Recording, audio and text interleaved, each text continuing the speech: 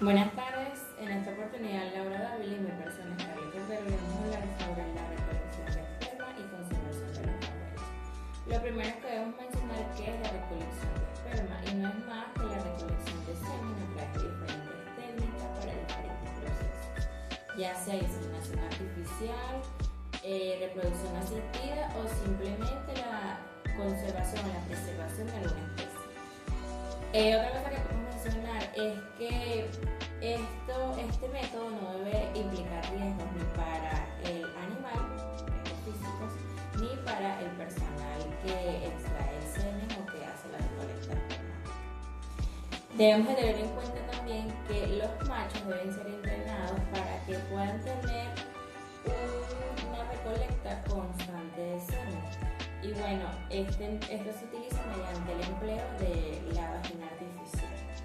También se puede mencionar que cuando los animales no están acostumbrados al manejo de humanos, se emplea la técnica de la electroestimulación bajo anestesia general. Este proceso no debe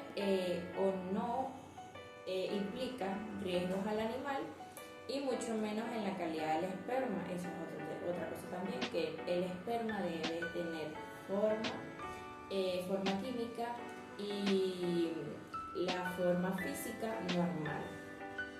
La recolección de semen o con cualquier tipo de técnica que se utilice nos permite conservar un número elevado de muestras y nos permite conservarlo ya sea en fresco o en criopreservación para su utilización.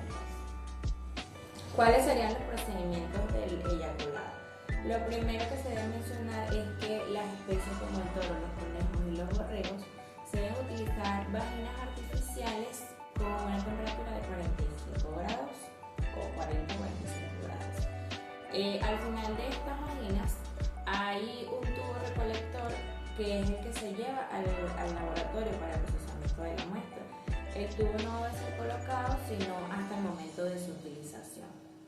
¿Cuáles serían los procesos para la recolección del eyaculado? Lo primero que se debe saber es que antes de la recolección de la muestra o antes de la recolección del eyaculado, se debe lavar los genitales con agua y con jabón y se deben retirar o cortar todos los vellos que llenen la zona.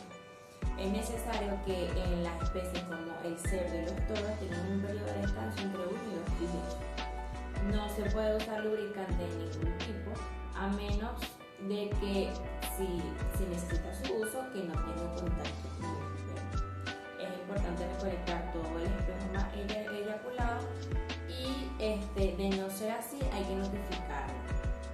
Se debe cerrar bien la tapa herméticamente y se debe mantenerlo en posición vertical una vez ya obtenido el eyaculado. Otro punto importante en el proceso de la recolección de la muestra es la identificación y el orden de la muestra para el laboratorio. Lo primero, el tubo de la muestra debe tener diferentes identificaciones, como el nombre del animal, el número del arete si lo requiere o si lo posee, fecha y hora de recolección y el nombre del médico o el asistente quien lo recolecta o quien lo emite al laboratorio. Otra cosa importante es la orden de muestra, que debe venir acompañado con el tubo del semen o el tubo de la recolección del semen. Este debe tener el número del semental, la edad, el número de arete, la hora de recolección de la muestra, el método de recolección, que eso lo van a hablar más adelante, los métodos de recolección, y médico o asistente quien entrega la muestra.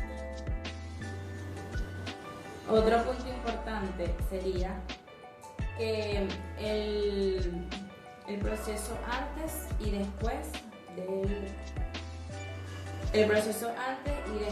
del procesamiento de la muestra. Antes de ser procesada la muestra, no debe transcurrir más de 1 hora entre la recolección de la muestra y la entrega del laboratorio, o sea, no debe excederse ese tiempo.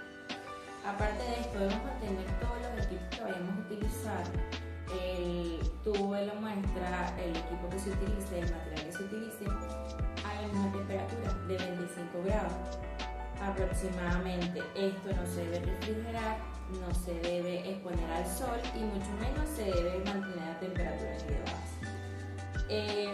Si se requiere por el proceso que se vaya a utilizar, se puede utilizar el manejo de incubación, que es a temperaturas elevadas, y o si no a menor temperatura, que sería con la criopreservación.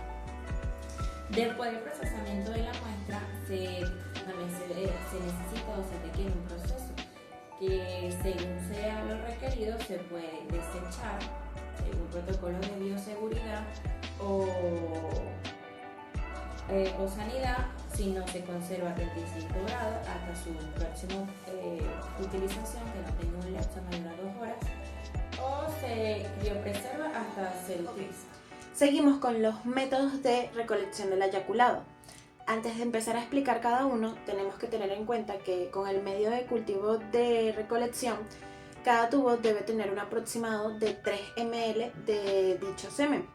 En otro tubo adicional, este se debe ser conservado y protegido de la luz y refrigerado a una temperatura de 5 grados centígrados sin congelar. El protocolo antes de esta recolección se debe sacar dicho tubo 30 minutos antes del refrigerador para que esté a una temperatura ambiente sin recibir luz solar. Después el recolector se debe agregar el cultivo, que va a ser la reacción con el semen.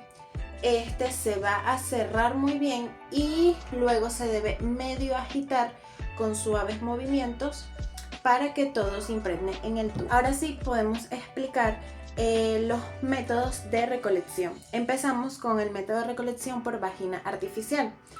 Esta vagina artificial debe imitar las condiciones naturales de temperatura y presión de una hembra normal. En primer lugar, preparamos a este maniquí o, en su defecto, la hembra que se va a usar. En segundo lugar, se debe acercar al semental para que reconozca a la hembra. En tercer lugar, se debe limpiar bien los genitales, rasurarlos con agua y jabón, y se cortan los pelos del prepucio. Se prepara dicha vagina artificial y al momento de este método se debe desviar el pene hacia la vagina. Luego tenemos el segundo método de recolección, que es recolección por electroeyaculadores. Esto es por la aplicación de un estímulo eléctrico a través de un electrodo insertado por el recto. En primer lugar tenemos el electroeyaculador, que debe estar a una potencia de 6 a 9 voltios. Se limpia, al igual que anteriormente, la zona prepucial, se recortan los pelos, se va a lubricar el electrodo y se introduce en el ano. Este va a emitir una frecuencia que automáticamente va a derivar a una eyaculación. Por último, se retira el tubo recolector y obtenemos la muestra. Luego tendríamos el tercer método para la recolección, que es con el uso de un maniquí. A diferencia del de recolección por vagina artificial, este se utiliza como especie de potro o maniquí muy parecido a la hembra. Se impregna con secreciones vaginales de una hembra que esté en celo o con fracciones de semen.